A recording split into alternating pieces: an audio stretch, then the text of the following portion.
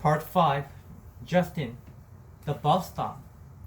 Olivia's mom, Augie, Jen, and Daisy come down the stoop just as I'm saying goodbye to Olivia. Slightly awkward since we are in the middle of a nice long kiss. Hey guys, says the mom, pretending not to see anything. But the two boys are giggling. Hi, Mrs. Pullman. Please call me Isabel, Justin, she says again. It's like the third time she's told me this, so I really need to start calling her that. I'm heading home, I say, as if to explain. Oh, are you heading to the subway? She says, following the dog with the newspaper. Can you walk with Jack to the bus stop?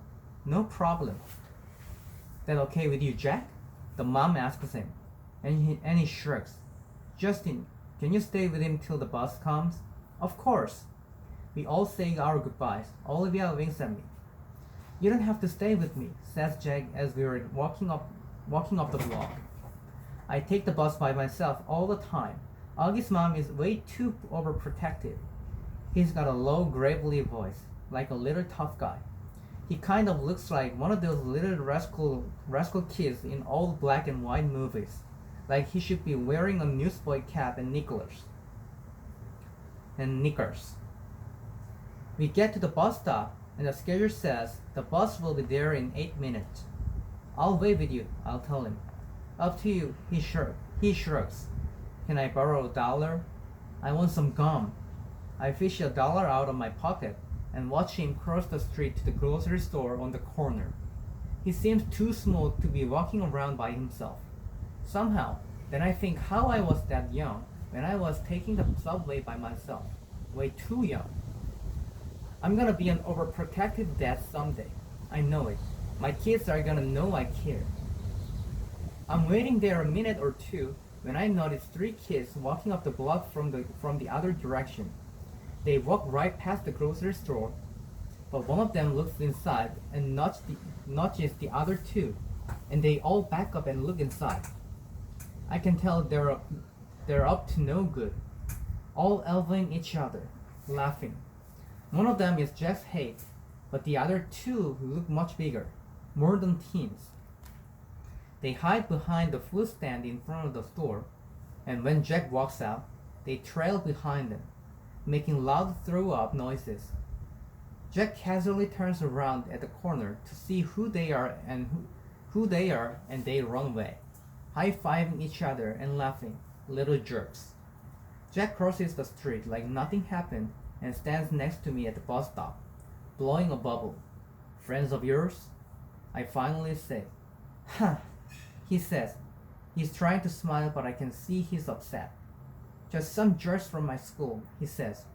A kid named Julian and his 2 gorillas, Henry and Miles. Do they bother you like that a lot? No, they've never done that before. They'd never do that in school, or they'd get kicked out. Julian lives 2 blocks from here, so I guess it was the bad luck running into him. Oh, okay, I know. It's not a big deal, he assures me. We both automatically look down on Massaforte Avenue to see if the bus is coming. We're sort of in a whirl, he says after a minute, as if that explains everything. Then he pulls out this crumpled piece of loose leaf paper from his jean pocket and gives it to me. I unfold it, and it's a list of names in 3 columns.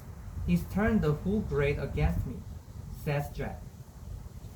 Not the whole grade, I point out, looking down at the list. He leaves me notes in my locker that say stuff like, everybody hates you. You should tell your teacher about that. Jack looks at me like I'm an idiot and shakes his head. Anyway, you have all these neutrals, I say, pointing to the list. If you get them on your side, things will even up a bit. Yeah, well, that's really gonna happen, he says sarcastically. Why not? He shoots me another look like I am absolutely the stupidest guy he's ever talked to in the world. What? I say. He shakes his head like I'm hopeless. Let's just say, he says, I'm friends with someone who isn't exactly the most popular kid in the school. Then it hits me. What's his not coming out the saying August? This is all about his being friends with August. And he doesn't want to know, and he doesn't want to tell me because I'm the sister's boyfriend. Yeah, of course. Makes sense. We see the bus coming down on Masford Avenue. Well, just hang in there, I tell him, handing back the paper. Middle school is about as bad as it gets. And then it gets better. Everything will work out. He shrugs and shoves the list back in his pocket. We wave bye when he gets on the bus, and I watch it pull away. When I get to the subway station 2 blocks away, I see the same 3 kids hanging out in front of the bagel place next door. They're still laughing and yucking each other like they're some kind of gangbangers. Little rich boys in expensive skinny jeans acting tough. Don't know what possesses me. But I take my glasses off, put them in my pocket, and tuck my field case under my arms so the pointy side is facing up. I walk over to them, my face scrunched up, mean looking. They look at me, laughs dying on their lips when they see me. Ice cream cones at odd angles. Yo, listen up. Don't mess with Jack, I say really slowly, gritting my teeth, my voice all Clint Eastwood tough guy. Mess with him again, and you will be very, very sorry. And then I tap my field case for effect. Got it? They nod in unison. Ice cream dripping on their hands. Good. I nod mysteriously, then sprint down the subway 2 steps at a time.